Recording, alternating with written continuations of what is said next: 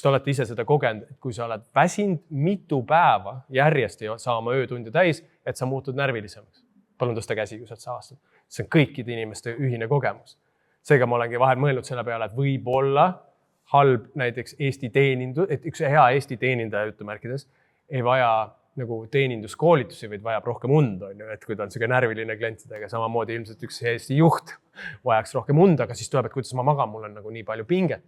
No, siis ongi nagu küsimus, kuidas ma selle nagu pingega tegelen, sellepärast, et see uni ei ole ainult aeg, uni on ka nagu une tasandid, süvauni, REM-uni, süvauni on see, kus me päriselt nagu välja puhkame. See läheb nüüd elustiiliga kokku, kuidas ma oma õhtut planeerin.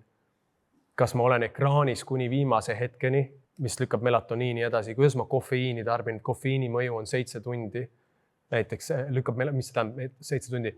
Melatoniini omistamine lükkub 7 tundi edasi. Seega, kui ma tahaks tegelikult plaanin kell 10 minna magama ja siis nagu joon kell 6 veel kohvi ja kui mul ei ole see osadele inimestele omane genotüüp, kes suudab kofeiini väga kiiresti nagu läbi seedida, siis ma puhkan halvemini ja ma loon endale ette väsimust, mis hakkab kogunema nii-öelda.